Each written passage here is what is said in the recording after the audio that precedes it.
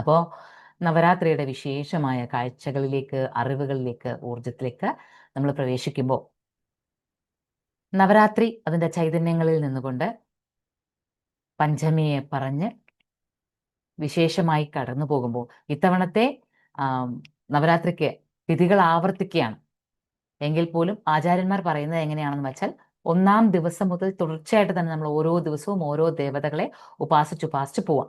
9ാമത്തെ രാത്രി എത്തിക്കഴിയുമ്പോൾ, സിദ്ധിദാത്രിയിൽ എത്തിക്കഴിയുമ്പോൾ പിന്നെ 10ാമത്തെ ദിവസം നമ്മൾ അതേ ഉപാസനയിൽ നിൽക്കുക. കാരണം ദസറ എത്തുന്നത് 11ാം ദിവസമേ ഉള്ളൂ ഇത്തവണ.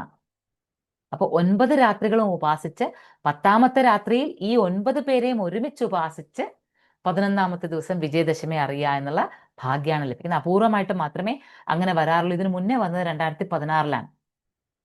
അപ്പോൾ ഏതാണ്ട് അടുപ്പിച്ച് 10 വർഷങ്ങൾ അടുപ്പിച്ചാണ് ഇത്തരത്തിലൊരു മഹാഭാഗ്യം കിട്ടുന്നത്. അപ്പോൾ അതിനൊക്കെ നമുക്ക് മഹാഭാഗ്യമായി തന്നെ കരുതിക്കൊണ്ട് നവരാത്രിയുടെ വിശേഷങ്ങളെ മനസ്സിലാക്കുന്ന അടുത്ത പ്രത്യേകമായ മൂർത്തി ആര് എന്നുള്ളത് മനസ്സിലാക്കാം. അപ്പോൾ സ്കന്ദമാതായി നിൽക്കുന്ന ഭഗവതിയാണ് നമ്മൾ പറഞ്ഞത്. ഇനി നമ്മൾ പറയുന്ന ഭഗവതി കാത്യായനി ആണ്. കാത്യായനി ദേവിയുടെ പ്രത്യേകത എന്താണ് കാത്യായനി? കാത്യായന മഹർഷിയുടെ മകളായിട്ടാണ് കാത്യായനി ജനിച്ചത് എന്നുള്ളതാണ്. ക എന്ന് പറഞ്ഞാൽ തല എന്നാണ് അർത്ഥം. കാ അതി എന്ന് പറഞ്ഞാൽ അതിതീവ്രമായത്, അല്ലെങ്കിൽ എന്താ പറയാ, അതി എന്ന് പറഞ്ഞാൽ അധികമായത് എന്നർത്ഥം. പിന്നെ അയതി എന്നുള്ള വാക്കും അതിനകത്ത് വരും. അയനി എന്നുള്ളത്, അതായത് ചലിച്ചുകൊണ്ടേയിരിക്കുന്നത്, അയനം ചെയ്തുകൊണ്ടേയിരിക്കുന്നത്, അത് അയനി. അപ്പൊ ക അതി അയനി. ക എന്നാൽ തല, അതി അയനി അധികമായി ചലിച്ചുകൊണ്ടേയിരിക്കുന്നത് കാത്യായനി. കാർത്യായനി എന്ന് ചിലർ പറയൂ കേട്ടോ. കാർത്യായനി തെറ്റാണ്. കാത്യായനി എന്നാണ് പറയുക. കാത്യായനി, കാ അതി അയനി, അതാണ് കാത്യായനി എന്നുള്ള വാക്ക്. അപ്പോ ശിരസ് എന്നുള്ളത് എന്തിനെയാണ് റെപ്രസെന്റ് ചെയ്യുന്നത്? ചിന്തകളെയാണ്, അല്ലെ? നമ്മളുടെ ചിന്തകളാണ്. ഇങ്ങനെ ചിന്തകൾ വന്നപ്പോൾ നമ്മൾ ചിന്തിക്കുമ്പോഴൊക്കെ, എന്താണ് ആലോചിക്കുമ്പോഴൊക്കെ നമ്മൾ ഇവിടെയല്ലേ കൈ കൊടുക്കുക. അപ്പൊ നമ്മുടെ ചിന്ത ഇവിടെ എവിടെയോ ആണ്. ആജ്ഞാചക്രത്തിലാണ് നമ്മുടെ മനോമണ്ഡലം എന്ന് ഷഡ്ചക്ര നിരൂപണത്തിൽ പറയുന്നു.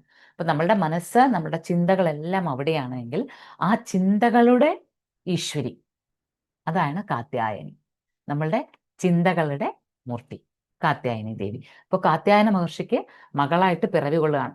അതിന് പിന്നിൽ, അങ്ങനെ പിറവി കൊള്ളുന്നതിന് പിന്നിലുമുണ്ട് ചില കാരണങ്ങൾ. ആ പിറവി കൊള്ളലുമായിട്ട് ബന്ധപ്പെട്ടുള്ള ഐതിഹ്യങ്ങൾ രസകരമാണ്. അതായത് ഓരോ അസുരന്മാരും ഓരോരോ കാലത്ത് ഇങ്ങനെ ഉണ്ടായി വരികയും അവരൊക്കെ അനുഗ്രഹങ്ങൾ വാങ്ങിക്കുകയും, മിക്കവാറും ഒക്കെ ബ്രഹ്മാവിൽ നിന്ന് തപസ് ചെയ്യുമ്പോൾ തപസ്സിന്റെ ശക്തി കണ്ടിട്ട് ബ്രഹ്മാവ് അനുഗ്രഹം കൊടുക്കുകയും ആ ബ്രഹ്മാവിന്റെ അനുഗ്രഹത്തിൽ നിന്ന് ശക്തി പ്രാപിച്ചു നിൽക്കുന്ന അസുരന്മാരുണ്ടാവുകയും ചെയ്യണം. അപ്പോൾ ഈ രംഭ എന്ന അസുരൻ ഇതുപോലെ തന്നെ ബ്രഹ്മാവിൽ നിന്ന് അനുഗ്രഹം വാങ്ങിക്കുന്നുണ്ട്. ഈ രംഭ എന്ന അസുരന്റെ മകനാണ് മഹിഷാസുരൻ. മഹിഷാസുരൻ അറിയാലോ, മഹിഷാസുരൻ എന്ന് പറയുമ്പോൾ പോത്തിന്റെ രൂപമാണ്. വലിയ 2 കൊമ്പുകളും ഇങ്ങനെ ഉയർന്ന 2 ഇങ്ങനെ മുഴച്ചു നിൽക്കുന്ന മസ്തകത്തോടും കൂടിയിട്ടല്ലേ പോത്തുണ്ടാവുക. അപ്പോൾ മഹിഷാസുരൻ ഇവിടെ എന്താ പറയാ, എല്ലാ തരത്തിലുമുള്ള അഹങ്കാരങ്ങളോട് കൂടി അനുഗ്രഹം വാങ്ങിച്ചിരിക്കുകയാണ്. തന്നെ നിഗ്രഹിക്കുന്ന ഒരു സ്ത്രീ ആയിരിക്കണം എന്നുള്ളത്. അത് സ്ത്രീകളെയൊക്കെ അങ്ങ് കുറച്ച് കണ്ടുകൊണ്ടാണ് ആൾ സ്ത്രീ എന്നെ നിഗ്രഹിക്കുന്ന എന്നെങ്കിൽ ഓക്കെ, എനിക്ക് മരണം ഉണ്ടാവരുതെന്ന് ആദ്യം പ്രാർത്ഥിക്കുന്നത്. അപ്പൊ ബ്രഹ്മാവ് പറയാണ്, അത് പറ്റില്ല കേട്ടോ, മരണമില്ലാതിരിക്കാനുള്ള അനുഗ്രഹമൊന്നും എനിക്ക് തരാൻ പറ്റില്ല എന്ന്. അങ്ങനെയാണെങ്കിൽ എന്നെ ഒരു സ്ത്രീയെ വധിക്കാവൂ, വേറെ ആരും വധിക്കാൻ പാടില്ല. ഒരു സ്ത്രീ ഒരിക്കലും അത്രയും ശക്തി പ്രാപിക്കില്ല, എന്നോളം ശക്തി ഒരു സ്ത്രീക്ക് ഉണ്ടാവില്ല എന്നുള്ള ആ ഒരു മുൻധാരണയോട് കൂടിയിട്ടാണ് മഹിഷാസുരൻ ഇങ്ങനെ പറയുന്നത്. അപ്പോൾ മഹിഷാസുരന്റെ ശല്യം വർദ്ധിച്ചു വന്നപ്പോൾ ദേവന്മാരൊക്കെ ആകെ എന്താണ് വേണ്ടതെന്ന് അറിയില്ലാതാവുകയാണ്.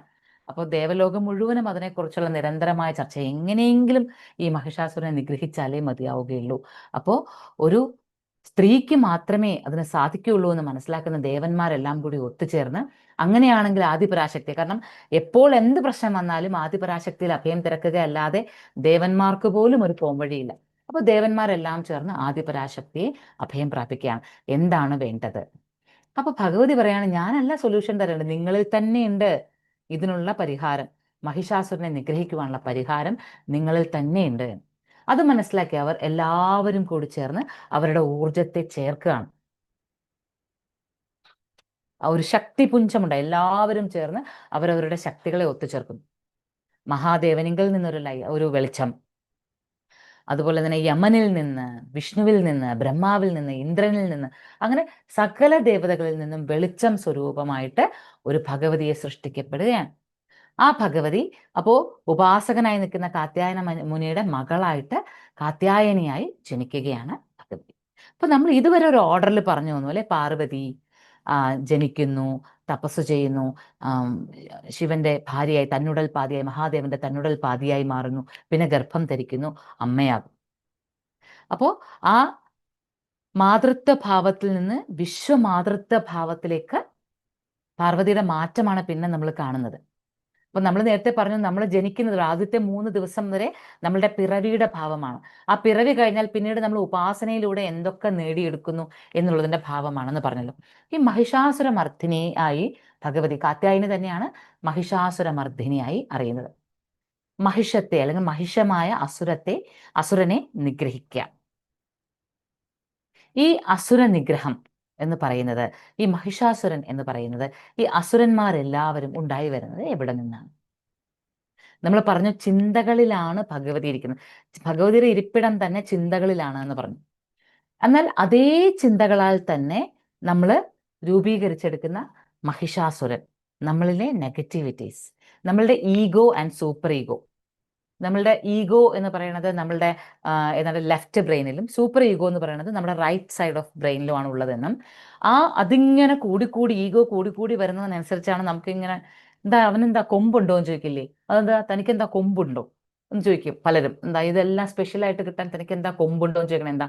നമ്മളുടെ ഈഗോ ഇങ്ങനെ കൂടി നമ്മളുടെ ഇവിടുത്തെ മസ്തിഷ്കമൊക്കെ ഉരുണ്ട് കയറി അവിടേക്ക് 2 കൊമ്പുകളൊക്കെ വന്നൊരവസ്ഥയിലാകുമ്പോൾ നമ്മൾ തന്നെയാണ് ഈ മഹിഷാസുരൻ. മഹിഷാസുരൻ നമ്മൾ തന്നെയാണ്. നമ്മളുടെ ഈഗോയും സൂപ്പർ ഈഗോയും കൂടി. ഈഗോ എപ്പോഴും എന്നിട്ട് റിയലൈസ് ചെയ്യാത്ത, കോൺഷ്യസോട് കൂടിയിട്ടില്ലാത്ത ഈഗോയാണ് നമ്മൾ പറയുന്നത്.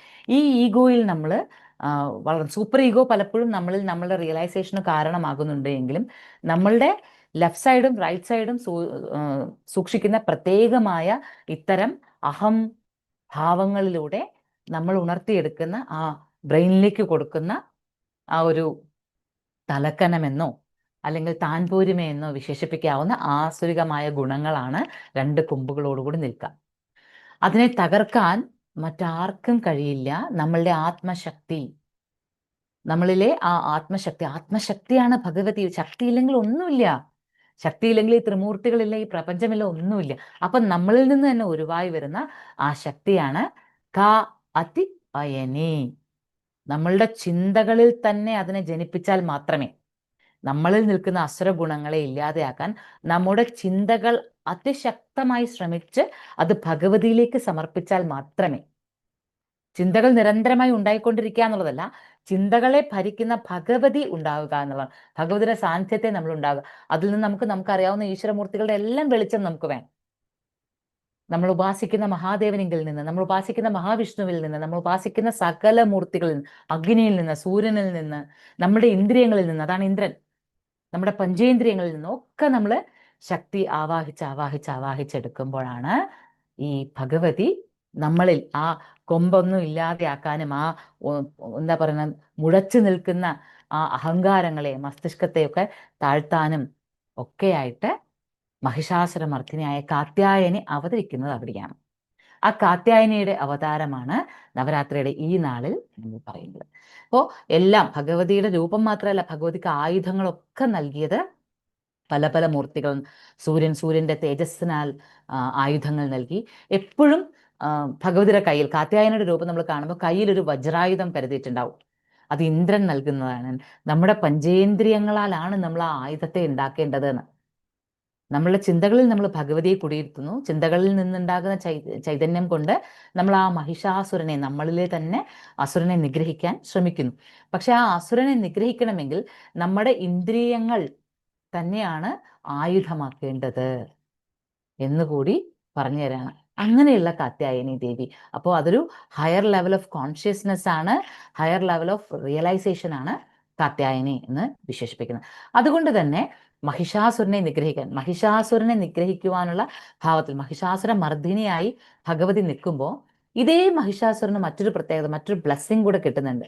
മഹിഷാസുരനെ നിഗ്രഹിച്ച ഭഗവതി മഹിഷാസുര മർദ്ദിനിയായപ്പോൾ നമ്മൾ എവിടെ നോക്കിയാലും, ഇപ്പൊ കൽക്കത്തയിലൊക്കെ ഈ നവരാത്രിയുടെ കാലമൊക്കെ വന്നു കഴിഞ്ഞാൽ എല്ലായിടത്തും പന്തലുകൾ ഉയർന്നിട്ട് പന്തലുകളിലെല്ലാം ഭഗവതി അലങ്കരിക്കും.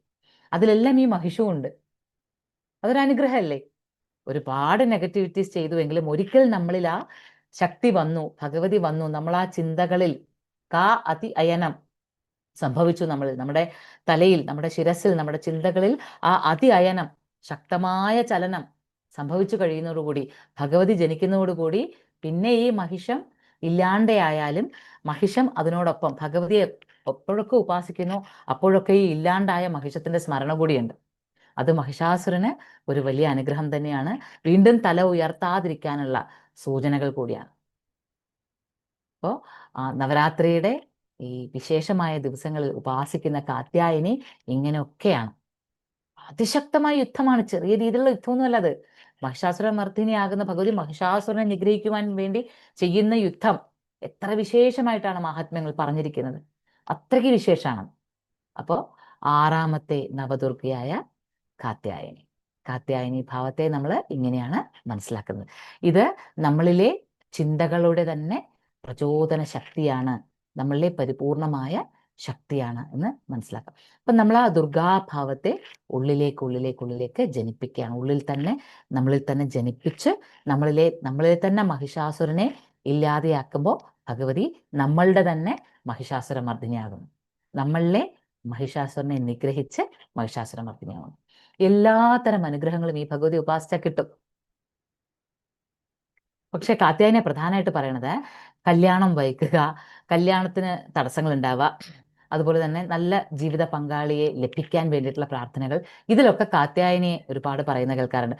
ഈവൻ വൃന്ദാവനത്തിൽ ഭഗവാൻ തന്നെ ഗോപസ്ത്രീകളോട് പറഞ്ഞത്, എൻ്റെ ദർശനം നിങ്ങൾക്ക് കിട്ടാൻ നിങ്ങൾ കാത്യായനിയെ ഉപാസിക്കൂ എന്നാണ്. എന്നെ ഭർത്താവായി ലഭിക്കാൻ എന്നാണ് പറയുന്നത്. ഭർത്താവ് എന്ന് പറയുമ്പോൾ നമ്മൾ പ്രത്യക്ഷത്തിൽ കാണുന്ന ഒരു വിവാഹം, ആ വിവാഹ ജീവിതം അങ്ങനെ ഒന്നുമല്ല. കൃഷ്ണകാലത്തെ ആ ഒത്തുചേരൽ എന്ന് പറയുന്നത് ചിന്തകളിലും അതുപോലെ തന്നെ ജീവിതത്തിലുമൊക്കെ ഒരു ഭരിക്കുന്ന ഭാവത്തിൽ കൃഷ്ണൻ എന്ന ആനന്ദം ഉണ്ടാവുക. നമ്മളെ ഭരിക്കുന്ന ഇമോഷൻ എപ്പോഴും ആനന്ദമായിരിക്കുക എന്നുള്ളതാണ് കേട്ടോ അതിൻ്റെ അർത്ഥം. അപ്പോൾ ഭഗവതി അഭയവരദ ഹസ്തങ്ങളോടുകൂടി എല്ലാ തരത്തിലും അനുഗ്രഹിച്ച് നമ്മളിങ്ങനെ എല്ലാ തടസ്സങ്ങളും മാറ്റിക്കൊണ്ട് നിലകൊള്ളുകയാണ്. ഭഗവതി തന്നെയാണ് ദേവി കന്യാകുമാരി ആകുന്നതെന്നാണ് പറയുന്നത്. കാത്യായനി തന്നെയാണ് ദേവി കന്യാകുമാരി ആകുന്നത്. അതൊക്കെ വിശേഷമായിട്ട് നമുക്കിപ്പോൾ തൈത്രീയ ആരണ്യകം അതിൽ ഭഗവതി അങ്ങനെയാണ് വിശേഷിപ്പിക്കുന്നത്. കാത്യായനി വിദ്മഹേ കന്യാകുമാരി ധീമഹി തന്നോ ദുർഗ പ്രചോദയാത് എന്നാണ് ആ ഗായത്രി മന്ത്രം പോലും പറയുന്നത്. അപ്പൊ അത് കന്യാകുമാരി ദേവിയാകുന്ന കുമാരി ഭാവത്തിൽ നിൽക്കുന്ന കാത്യായനി. കാത്യായനി നമ്മളിൽ എന്താണ് ചെയ്യുന്നത്, എന്താണ് മഹിഷം എന്ന് മനസ്സിലാക്കുക. ആ മഹിഷാസുരനെ എങ്ങനെയാണ് ഭഗവതി മർദ്ദിക്കുന്നത്, മഹിഷാസുര മർദ്ദിനിയായി മാറുന്നത് എന്ന് മനസ്സിലാക്കുമ്പോൾ നമുക്ക് കാത്യായനിയുടെ മുഴുവൻ അനുഗ്രഹങ്ങളും ലഭിക്കും. ഇനി കാത്യായനി ദേവി നമ്മളിലെ ചക്രങ്ങളിലുണ്ടല്ലോ, നമ്മളുടെ തിരുനെറ്റിയിലെ ജ്ഞാനത്തിന്റെ കണ്ണ് എന്ന് വിശേഷിപ്പിക്കുന്ന ആജ്ഞാചക്രത്തിൽ ആണ് നിലകൊള്ളുന്നത്. ആജ്ഞാചക്രത്തിലാണ് ഭഗവതി ഇരിക്കുന്നത്. ഭഗവതി ആജ്ഞാചക്രത്തിൽ നമ്മളുടെ അകതാരിലെ ഗുരുവായി, അന്തരാത്മാവിൽ നമ്മുടെ ഗുരു സാന്നിധ്യമായിട്ടാണ് കാത്യായനി ഇരിക്കുക. എന്നിട്ട് എല്ലാ തരത്തിലുള്ള നമ്മളുടെ അഹങ്കാരത്തെയും നമ്മളുടെ മനസ്സിന്റെ ചിന്തകളുടെ ആകപ്പാടെയുള്ള ഈ എന്താ പറയാ ധൃതി പിടിച്ച ഒഴുക്കുകളെയും ഒക്കെ ഇല്ലാതെയാക്കി നമുക്ക് സ്വസ്ഥത തരുന്നു. അതാണ് സ്വസ്ഥമായൊരവസ്ഥ. അതുപോലെ തന്നെ നമ്മളിലെ പിങ്കള, ചന്ദ്രശക്തി, സൂര്യശക്തി എന്നിങ്ങനെ രണ്ടായി നിൽക്കുന്ന എല്ലാറ്റിനെയും ഒന്നാക്കി അതിൻ്റെ ഒഴുക്കിനെ സുഗമമാക്കുകയും ചെയ്യും. അപ്പം നമ്മൾ കാത്യായനെ ഉപാസിക്കുവാനായിട്ട് എപ്പോഴും ചെയ്യേണ്ടുന്നൊരു കാര്യം, സ്വസ്ഥമായ മനസ്സോടു കൂടി ഇരിക്കുക. നമ്മളിൽ ഈഗോ വല്ലാതെ നമ്മളെയോ മറ്റാരെയെങ്കിലുമോ വേദനിപ്പിക്കുന്ന രീതിയിൽ പെരുമാറുന്നില്ല. നമ്മളുടെ ഈഗോ നമ്മളെയും വേദനിപ്പിക്കുന്നില്ല, മറ്റൊരാളെയും വേദനിപ്പിക്കുന്നില്ല എന്ന് ഉറപ്പിക്കുക. പിന്നെ മനസ്സെന്ന തലത്തിലേക്ക് നമുക്ക് ഉണരുമ്പോൾ, മനസ്സ് എന്നത് വീണ്ടും നമ്മളുടെ സ്വാർത്ഥതകളിലേക്ക്, നമ്മളുടെ സ്വാർത്ഥ ചിന്തകളിലേക്ക് എന്നല്ല, മനസ്സെന്ന തലത്തെ കുറച്ചുകൂടി തുറന്നു വിടുവാനുള്ള ഒരു ശക്തി നമുക്കുണ്ടാകണം എന്നുള്ള പ്രാർത്ഥനയോടുകൂടി നമുക്ക് കാത്യായനെ മനസ്സിലാക്കാം. കാത്യായനെ തന്നെയാണ് മഹാചണ്ഡി എന്നും മാലിനി എന്നും വിശേഷിപ്പിക്കാം. കാത്യായനി ദേവി. കാത്യായനി ആണ്, കാർത്യായനി അല്ല, അതും ഓർക്കുക. അപ്പൊ ഇങ്ങനെയൊക്കെയാണ് ഭഗവതിയെക്കുറിച്ച് നമുക്ക് പറയാനുള്ളത്, ഭഗവതിയെക്കുറിച്ച് നമ്മൾ മനസ്സിലാക്കുന്നത്. എനിക്ക് ഈ അറിവുകൾ നമ്മളെ എത്രത്തോളം ഉണർത്തുന്നു എന്ന് മനസ്സിലാക്കുക, എത്രത്തോളം സാന്നിധ്യങ്ങളോടുകൂടി, എത്രത്തോളം ചൈതന്യങ്ങളോട് കൂടിയിട്ടാണ് കാത്യായനി നമ്മളിൽ നിലകൊള്ളുന്നത് എന്നറിയുക. വ്യക്തമായോ കാത്യായനിയെ കുറിച്ചുള്ള സങ്കല്പങ്ങൾ? വ്യക്തമായി, നന്നായി മനസ്സിലാക്കാൻ സാധിച്ചു. കാത്യായനി നമ്മളിലേക്ക് ഉണരുന്നത് വിശേഷമായ ഈ ഭാവത്തിലാണ്. നമ്മളുടെ ചിന്തകളിൽ തന്നെയുള്ള മഹിഷത്തെ, നമ്മളുടെ കർമ്മങ്ങളിൽ, നമ്മളുടെ രീതികളിലൊക്കെയുള്ള മഹിഷത്തെ ഇല്ലാതെയാക്കുന്ന മഹിഷാസുരമർദ്ദിനി, അതാണ് കാത്യായനി. കാ അതി അയനി, മറക്കില്ലല്ലോ ആ പേരും, അല്ലെ? അപ്പോ നവരാത്രിയുടെ 6-ാം ദിവസത്തിന്റെ ഉപാസന എങ്ങനെ വേണം എന്ന് മനസ്സിലാകുന്നുണ്ടല്ലോ. എന്ത് വേണം, എങ്ങനെ വേണം? നാളെ പ്രഭാതത്തിൽ ഉണർന്ന് എഴുന്നേറ്റാൽ നിങ്ങൾ ആരെയാണ് ഉപാസിക്കേണ്ടത്? നാളെ സന്ധ്യ ആകുമ്പോഴേക്കും നമ്മൾ എന്തിനെയാണ് ഉപാസിക്കേണ്ടത്? എങ്ങനെയാണ് ഉപാസന സ്വീകരിക്കേണ്ടത്? എന്തൊക്കെയാണ് നമ്മളിൽ മനസ്സിലുണ്ടാകേണ്ടുന്നത്? ആ മഹിഷാസുര മർദ്ദിനെ നമ്മൾ എങ്ങനെയാണ് കാണേണ്ടത്? ആ മഹിഷാസുര മർദ്ദിനെ നമ്മൾ എങ്ങനെയാണ് അയനം ചെയ്യാൻ അനുവദിക്കുന്നത് നമ്മുടെ ഉള്ളിലേക്ക്? വ്യക്തമായോ? ഈ ചിന്തകളെല്ലാം മനസ്സിൽ വെച്ചുകൊണ്ട്, ഈ അറിവുകളെല്ലാം വെച്ചുകൊണ്ട് നമ്മൾ അവിടെ പൂജാമുറിയിൽ ചെന്ന് വെറുതെ ഇതൊക്കെ ആലോചിച്ചാൽ തന്നെ കാത്യായനി പ്രവർത്തിച്ചു തുടങ്ങും. അതാണ് അതിന്റെ വിശേഷം. ഇനി നമുക്ക് പറയാനുള്ളത് നമ്മളുടെ ദശമഹാവിദ്യകൾ, നമ്മളുടെ 10 മഹാജ്ഞാനം. ചന്ദ്രഹാസം എന്നാണ് ആ വാള് അറിയപ്പെടുന്നത്. അത് ഇന്ദ്രൻ നൽകിയ വജ്രായുധം എന്നും പറയപ്പെടുന്നുണ്ട്, സൂര്യൻ നൽകിയതാണെന്ന് പറയുന്നു. അപ്പൊ ചന്ദ്രഹാസമാണ് കയ്യിലെടുത്ത് വച്ചിരിക്കുന്നത്. ഇതെല്ലാം നമ്മൾ പറയുന്നതാണല്ലേ. കൊമ്പുണ്ടോ എന്ന് ചോദിച്ച പോലെ തന്നെയാണ് ചന്ദ്രഹാസം ഇളക്കണ്ട എന്ന് പറയത്തില്ലേ. അപ്പൊ അത്രയും ശക്തിയുള്ള ആയുധമാണ്. മഹിഷാസുരനെ നിഗ്രഹിക്കാൻ വേണ്ടി ഭഗവതി ഉപയോഗിച്ച വാളാണ് ചന്ദ്രഹാസം. ആ ചന്ദ്രഹാസം ജ്വലിച്ചു നിൽക്കുകയാണ് ആ കയ്യില്. അപ്പൊ അതേസമയം ഒരു സിംഹത്തിന്റെ പുറത്ത്, സിംഹത്തിനെ വാഹനമാക്കി നിൽക്കുന്ന കാത്യായനി എല്ലാ ശുഭവും നൽകുകയാണ്. ദാനവഘാതിനി, ദാനവന്മാരെന്ന് പറഞ്ഞാൽ അസുരന്മാരെ നിഗ്രഹിക്കുന്ന ഭഗവതി. ചന്ദ്രഹാസം എന്ന ഒരു പ്രത്യേകമായ ആയുധം അല്ലെങ്കിൽ വജ്രായുധം കയ്യിൽ പിടിച്ച് അത് കയ്യിൽ ജ്വലിച്ചു നിൽക്കുമ്പോൾ സിംഹത്തിനു മേലേറി നിന്നുകൊണ്ട് ഭഗവതി നമ്മളിലെ എല്ലാ അസുരന്മാരെയും നിഗ്രഹിച്ചുകൊണ്ട് ശുഭം നൽകുന്നു. ഇതാണ് ആ മന്ത്രത്തിന്റെ അർത്ഥം. ഭഗവതിയുടെ രൂപം കൂടി ഇങ്ങനെയാണ്. ആ കയ്യിലെ ആ ഒരു പ്രത്യേകമായ ആയുധം കണ്ടോ? അതാണ് ചന്ദ്രഹാസം എന്നിവിടെ വിശേഷിപ്പിച്ചത്. ആ ആയുധം ഇന്ദ്രൻ നൽകിയതാണ് എന്നുള്ളതാണ് പറയപ്പെടുന്നത്. ഇന്ദ്രൻ നൽകിയത് എന്നും ചില പുരാണങ്ങളിൽ പറയുന്നുണ്ട്. എന്നാൽ അതല്ല, സൂര്യന്റെ തേജസ് അങ്ങനെ തന്നെ കൊടുത്തതാണ് എന്ന്. ഏതായാലും ശക്തമായ ആയുധമാണ്. ഏത് ദാനവന്മാരെ, ഏത് തരത്തിലുള്ള അസുരന്മാരെയും നിഗ്രഹിക്കാൻ കെൽപ്പുള്ള ആയുധത്തോടു കൂടി കാത്യായനി ദേവി നിലകൊള്ളുന്നത് ഇങ്ങനെയാണ്. സിംഹത്തിന് മേലെയാണ് ഇരിക്കുന്നത് ഭഗവതി. വലത് കാൽ മടക്കി വെച്ചിരിക്കുകയാണ്. ഇടത് കാൽ പ്രത്യേക രീതിയിൽ ഭൂമിയിൽ ഇങ്ങനെ കുത്തി നിർത്തിയിരിക്കുകയാണ്. പ്രത്യേകമായ ഒരു കുത്തി നിർത്തലോട് കൂടി, പാദം പൂർണ്ണമായിട്ട് വെച്ചിരിക്കുകയല്ല, കുത്തി ഇങ്ങനെ നിർത്തിയിരിക്കുകയാണ്. അപ്പൊ അതുകൊണ്ട് തന്നെ പ്രവർത്തന ഭാവത്തിലുള്ള അല്ലെങ്കിൽ പ്രയോഗഭാവത്തിലുള്ള ഒരു സാന്നിധ്യമായിട്ടാണ് കാത്യായനി നിൽക്കുന്നത്. ചലിച്ചുകൊണ്ടേയിരിക്കുന്ന അല്ലെങ്കിൽ പ്രവർത്തിച്ചു കൊണ്ടേയിരിക്കുന്ന ശക്തി സ്വരൂപിണിയാണ് കാത്യായനി എന്ന് മനസ്സിലാക്കി. ഇനി നമ്മൾ ദശമഹാവിദ്യകളിലെ മഹാജ്ഞാനത്തിലേക്ക് കടക്കുമ്പോൾ അവിടെ നമ്മൾ ഇന്ന് പറയുന്ന ഭഗവതി ഭൈരവി. ഭൈരവി എന്ന ഭഗവതിയെക്കുറിച്ച് അങ്ങനെ ഒരുപാട് ഗ്രന്ഥങ്ങളിൽ പറയുകയോ ഒരുപാട് വിശേഷമായിട്ടും വിശദമായിട്ടും പറയുകയോ ഒന്നും അങ്ങനെ അധികം ചെയ്യുന്നില്ല. പക്ഷെ ഭൈരവി അതീവ ശക്തി സ്വരൂപിണിയാണ്. ഭൈരവി എന്ന് പറയുന്നത് ഭൈരവന്റെ പോലും ആത്മശക്തിയാണ്. എല്ലാം ശക്തി ഉണ്ടെങ്കിലേ പ്രവർത്തിക്കുള്ളൂ പറയില്ലേ. അപ്പൊ അതുപോലെ തന്നെ ഭൈരവൻ പ്രവർത്തിക്കുന്നത് ശക്തിയിലൂടെയാണ് എന്നാണ് പറയാ. ആ ശക്തിയാണ് നമ്മൾ ഭൈരവി എന്ന് വിശേഷിപ്പിക്കുന്നത്. ഭൈരവി എന്ന ശക്തിയെക്കുറിച്ച് നമുക്ക് എന്തൊക്കെ, ആദ്യം ഭൈരവിയുടെ ചിത്രം ഒന്ന് കാണാം.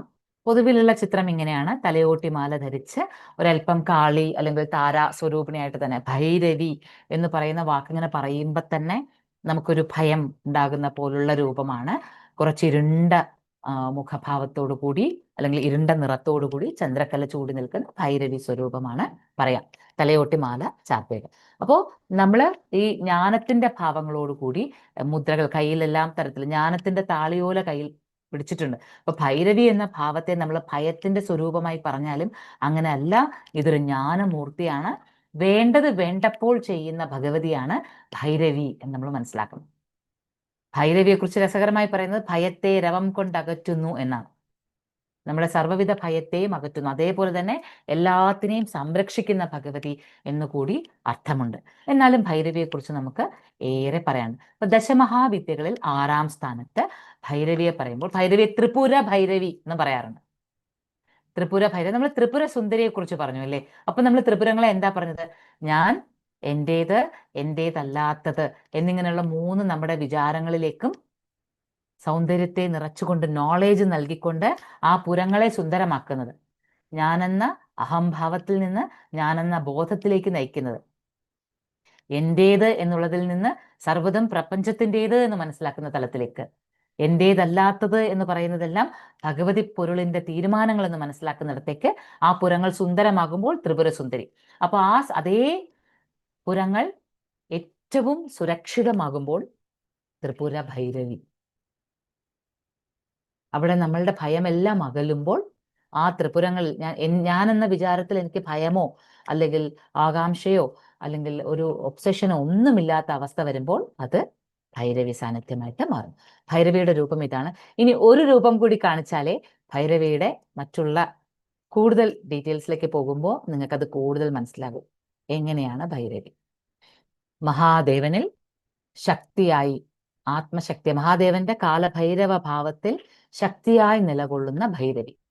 ഭഗവാൻ ഇടതുപദം തൂക്കി ആടുന്നുവെങ്കിൽ ഭൈരവി വലതുപദം തൂക്കി നിൽക്കുന്ന, കൈകളിൽ അതുപോലെ തന്നെ ഒരായുധം, ഒരൊറ്റ ആയുധം മാത്രം പിടിച്ച് മറുകൈയിൽ ത്രിശൂലവും പിടിച്ചു നിൽക്കുന്ന ഭൈരവി. ഉണർന്ന കുണ്ടലിനി ശക്തി, അതാണ് ഭൈരവി. നമ്മളിലെ ഉണർന്ന കുണ്ടലിനി ശക്തിക്ക് നമുക്ക് ഭൈരവി ഭാവം കൽപ്പിക്കാൻ പറ്റും.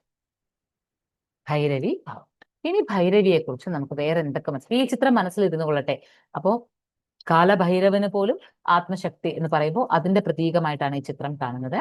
നമുക്ക് ആയുധങ്ങൾ കയ്യിൽ പിടിച്ച് ത്രിശൂലവും പ്രത്യേകമായ വാളും, അത് കഠാരയും കയ്യിൽ പിടിച്ചു നിൽക്കുന്ന ഭഗവതി. അപ്പോ ആ ഭഗവതിയിൽ നിന്ന് നമ്മൾ ഇനി ഇതിന്റെ വിശേഷമായ അവസ്ഥകളിലേക്ക് പോകുന്നു.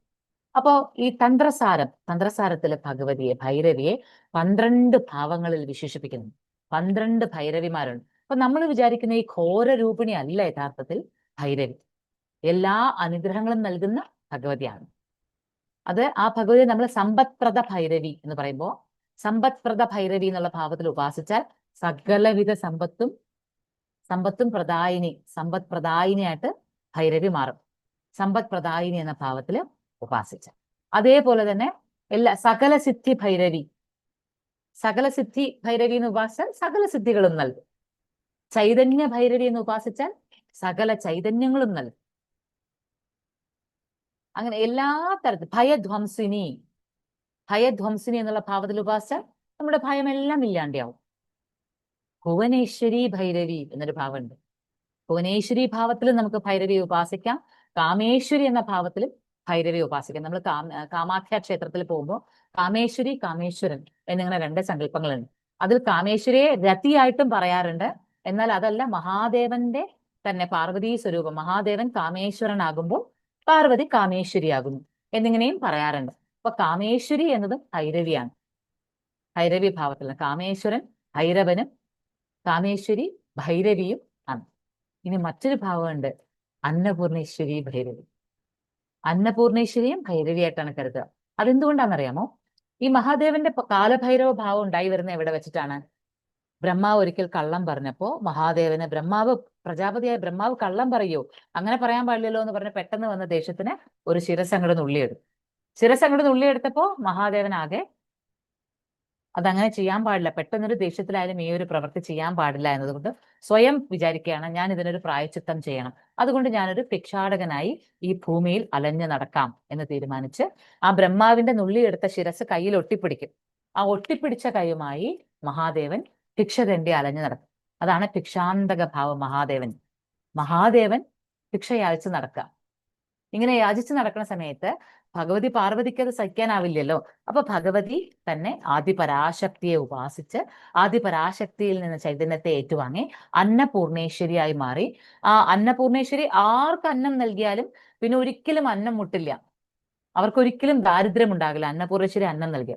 അപ്പൊ ഈ കപാലവും കൊണ്ട് നടക്കുന്ന മഹാദേവന് മുന്നിൽ അന്നപൂർണേശ്വരി ചെല്ലുകയും ഒരു പിടി അന്നം ആ കപാലത്തിലേക്ക് അല്ലെങ്കിൽ ആ ഭിക്ഷാപാത്രത്തിലേക്ക് ഇടുകയും ചെയ്ത നിമിഷത്തിൽ തന്നെ കപാലം ഇളകി പോവുകയും മഹാദേവന് മോക്ഷം ലഭിക്കുകയും ചെയ്തു. അപ്പൊ ഈ കാലഭൈരവനായിട്ട് നിന്നുകൊണ്ടാണ് ബ്രഹ്മാവിന്റെ ശിരസ് നുള്ളിയെടുത്തതെന്നും അതിനുശേഷം ഭിക്ഷാന്തകനായി നടന്നതുമൊക്കെ കാലഭൈരവ ഭാവത്തിലാണ് എന്നുള്ളത് കൊണ്ടാണ് കാശിയിൽ 64 ഭൈരവ സ്വരൂപങ്ങളാണ് ഉള്ളത് എന്ന് പറയുന്നത്.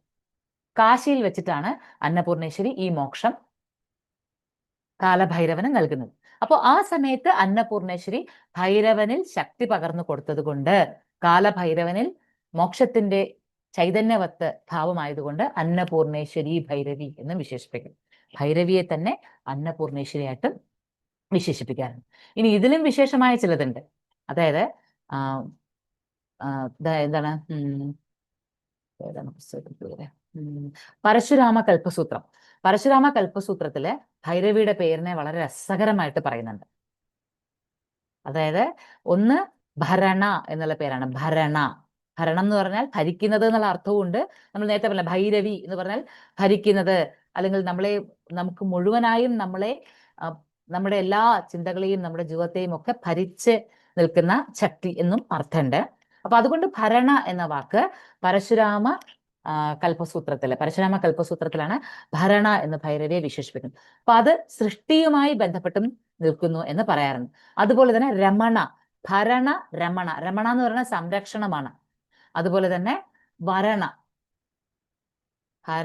രമണ വരണ അല്ലെങ്കിൽ രമണ വമന എന്നും പറയാറുണ്ട്. വമന എന്ന് പറഞ്ഞാൽ പുറത്തേക്ക് കളയുക. അപ്പോ ഭരണ രമണ വമന എന്നും വരണ എന്നും രണ്ടർത്ഥത്തിൽ പറയാറുണ്ട്. ഇവിടെ നമുക്ക് വമന എന്നുള്ള അർത്ഥത്തിൽ എടുക്കാം. അപ്പൊ ഭരണ എന്ന് പറയുന്നത് സൃഷ്ടിഭാവത്തോടുകൂടി ചൈതന്യത്തോടുകൂടി നമ്മളിൽ നിൽക്കുന്ന, നമ്മളിൽ ഏറ്റവും വലിയ ശക്തിയോടുകൂടി നിൽക്കുന്ന പൊരുളിനെ നമ്മൾ ഭരണ എന്ന് പറയും. രമണ എന്ന് പറയുന്നത് നമ്മളെ പ്രൊട്ടക്ട് ചെയ്യുന്ന, നമ്മളെ സംരക്ഷിക്കുന്ന മൂർത്തിയാണ്. ഇനി വമന എന്ന് പറഞ്ഞാൽ പുറത്തേക്ക് കളയുക. ആയുർവേദത്തിലെ ചികിത്സാ സമ്പ്രദായമാണ് വമന. എന്താണോ നമ്മളിൽ വിഷമായി കിടക്കുന്നത് അതിനെ പുറത്തേക്ക് കളയാം. അപ്പൊ ഇവിടെ ഭൈരവി പരശുരാമ കൽപ്പസൂത്ര പ്രകാരം സൃഷ്ടി സ്ഥിതി സംഹാര മൂർത്തിയാണ്. സൃഷ്ടിയുടെ മൂർത്തിയാണ്, അതുപോലെ സ്ഥിതിയുടെ മൂർത്തിയാണ്, സംഹാരത്തിന്റെയും മൂർത്തിയാണ്. അപ്പോൾ അങ്ങനെയാണ് നമ്മൾ ഭൈരവിയെ മനസ്സിലാക്കേണ്ടത്.